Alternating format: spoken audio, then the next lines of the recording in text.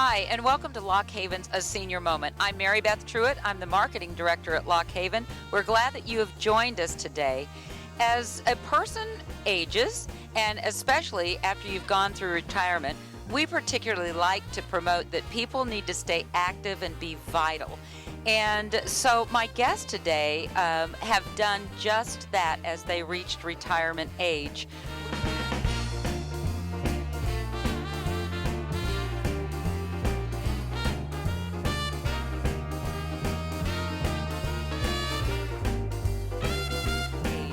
With me today is Kathy and Tony Cornett, and they have what is called Bad Birds Photography. They are in the Huntsville area, and so we're going to talk to them and we're going to get to enjoy and see some of their photography. Welcome, Kathy and Tony.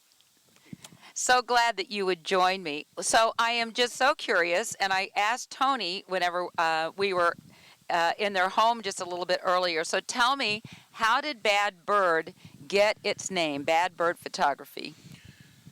I took pictures of buzzards, and they turned out so good that they look like bad birds. So that's how it came about. And we always think of buzzards as bad birds. You all, Kathy, you have moved here from Iowa. I know that you both have roots kind of in the Missouri area, but I think lived a good portion of your life in Iowa, and now you wanted to come back to Missouri. So tell us a little bit about your hobby of photography, you and Tony, and kind of how the whole thing happened.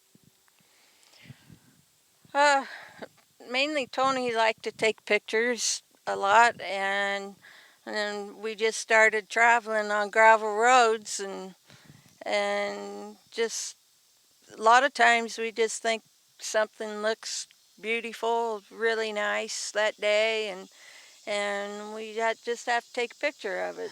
Doesn't matter if it's what some people consider a weed or just one tree out Right, someplace. right. Your pictures are beautiful. I have seen several of them. You have a display right now at this moment at Moberly at the library. So make sure that you stop by and see those pictures. Mainly, you all like it seems like nature pictures, more things that are outdoors. Is that correct? Yes, just anything that takes our eye. Yeah. If people have a certain yard ornament that they've made, or just it could be anything. Right. We see all kinds of things that. Tell me about your roles because it is not just photography. Let's start with Tony. Tony, Kathy said to me that Tony is the cameraman. So tell me about what you do like to take. What do you take as far as pictures? What are some of your favorite subjects? I like old buildings, Hmm. old town street views, the lineup of the old stores and Hmm. old barns, even fence posts if they're bent the right way and have something growing on them. Uh-huh. Just anything unusual, anything other than a posed picture. I liked something that you said that you like to do to have your pictures to do the talking. That the picture maybe should tell a story, or there is a story, and I guess in every picture. Well, there is, and the pictures are the story here. I don't have any story. I'm Right, just a cameraman. I like to take pictures. right. And another thing that you said that one of your favorite things is to take pictures of the dying way of life. You know, we're very modern society, and life is moving so quickly. I mean, even keeping up with all the digital everything, and we sometimes forget about these abandoned buildings. And talk to us just a little bit about that. I grew up in a town. I don't suppose it ever had more than 500 people in it. But when I lived there, first went there, it had two gas stations, three grocery stores, a hardware store, a bank owned by one of the townspeople. It was Hmm. his bank. It wasn't J.P. Morgan's or somebody. Right, right. A barber shop. That town has nothing now. It's got a convenience store, Mm-hmm. but it was self-contained. You didn't have to go anywhere unless you wanted to go to the dentist. Right. But people had fun. They had card parties. They had time to do stuff. Mm-hmm. So I've seen several of the pictures of of these buildings too, of different abandoned buildings. They're very, very interesting, and a little sad, because they have been abandoned. Well, it's evolution, I guess. But Yeah, I can yeah. remember back when I enjoyed it more. Right. Absolutely. Kathy, tell us about what you enjoy. You have some very unusual your photographs, and as you said, you're not exactly sure what to call the technique. Um, and we will be rolling some of these too. And let's talk about those first, and then I want you to talk about your jewelry that you make. Okay. I like taking regular photographs too, but I also like to uh, make unique pictures. I like making designs and just something unusual that's maybe kind of one of a kind. And so usually those ideas just kind of happen in the middle of the night. I have a picture of the Wells Fargo clock tower. I like clock towers a lot, and I do a lot of courthouse pictures. And I have a lot of pictures that I've done that looks like they're really dark pictures, but I think they're striking and uh, they're pretty in my mind, anyways. And I sometimes put sunburst in them, sometimes I put rays, but everything in the picture is uh, the same as the original. And so sometimes I just like something Right. different. I think I saw a butterfly in that lineup in there, and I really liked that. It caught my eye. It was down at the end, and I believe maybe at the library you have a dragonfly. Is that right? Uh-huh. It, I've done different pictures of my butterflies, and they're all dark, but they got a lot of color in them as well. And sometimes um, uh, it's hard telling what I might do. It may be mostly a white picture with a lot of gray in it, and I never know ahead of time what I'm going to do. right. Tony, I've got to ask you this: how often do you take pictures? Every day. We don't go to town without our cameras with us, and Hmm. you never know what's going to come up. I think that you guys travel a little bit to do that. I don't know that it's extensive travel, but kind of day trips. Is that right? Yeah, How do you decide where you're going to go today? Have do you? we look for back roads because we drive about 20 or 30 miles an hour Uh a lot of huh. times, Hmm. and we look for roads we haven't been on. Uh huh. Yeah. What's down that road we haven't been on? That's for sure. Um, there was something else too that you had told me. I know what it was. That many times people get accustomed to you coming, and it's kind of like, where have you been? We haven't seen you lately. Yeah, So that's really nice. And I suppose that if someone has anything of interest that they would like you to take some pictures of, to to you know get in touch with you. We'll talk a little bit about that and about Facebook pages and things like that and how we can get in touch with you. Um, do you have any favorites? Do you have any of the pictures so far that you have taken? I know it's art for people. It's kind of like your children, and so it's hard to there's a lot of different reasons that something might be a favorite. But do you have a few that you could even talk to that we might be able to show the audience? there's one at the library. As far as I'm concerned, it's a barn and silo. I think I showed it. You Yes, saw it, yes. and for some reason, that's probably my favorite. Hmm. Do you have any? Do you think you know what the reason is? What? No, Why? No. It just is something that you just like the look of it. Okay. How about you, Kathy? Do you have a favorite, or even a piece of jewelry that's just one of your favorites? What's one of your favorite creations? Uh, as far as the picture is concerned, uh, one of my favorite pictures is of a band that we were watching, and it was in Pella, Iowa, and I got a row in the band of the guys marching. They all had red clogs on, Oh, and I just really like that picture. great. And the jewelry, I don't know that I got any favorites. Tell Um, us about your jewelry. Tell us just what kind of jewelry do you make then? well, it's pretty much always gemstones, Mm-hmm. and they may be really big pieces or Mm-hmm. really kind of expensive pieces, or I use gemstones that people never knew about before.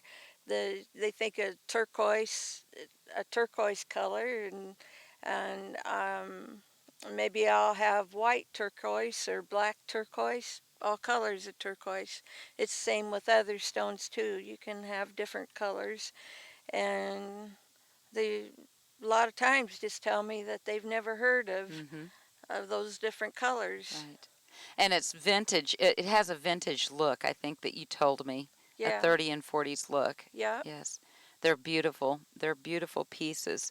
Um, how about exhibits and shows? Do you all exhibit your items? I know we did say the Moberly Library. Are there any other places that we can find your work? We, because recently we moved here from Iowa, we have pictures in the Centerville Library Uh-huh. in their rotunda, and we have pictures in a podiatrist office up there. Um, we've had our pictures in galleries, and Mm-hmm. last October we were in a gallery walk with Oh, both the wonderful. jewelry and the pictures. and and then the business displayed them for a month afterwards. And endless possibilities in Moberly. Um, I have a booth there, and I've got some jewelry and some of our pictures Great. there. I know people are going to want to know if they can purchase some things. And oh, and you make the cards, the greeting cards. Greeting cards. I've had some of the pictures or designs that I've made put on fabric. Um, Wonderful. How about the Fine Arts America? Now, fine and art. can they purchase those prints online there as well? Is that right? Yep, they can purchase them as the image can be put in metal, Uh-huh. or they can purchase just a print, or they can choose their mats or frames right there online and have it sent to them all done. Great. Or it can be done in acrylic, Mm-hmm. or they can order greeting cards in those images Okay. there. Tony, talk a little bit about your equipment. We've got a couple of really beautiful. This makes my little camera look really small. So I would, I just always think that when I retire one of these days that I would really love to delve a little bit more into photography. But tell us about what you do take your pictures with. I don't know if I'm supposed to mention brand names. Oh, I think it's okay. Uh, we like Canon Mhm. as far as Canon or cameras go, and I bought both of those the year they came out, which made them more expensive than Right. if I'd have bought them a year later. But it's like Christmas. I can't wait to. If I see something, I want it. And when I go home, I don't like to think I should have bought the better one. Hmm.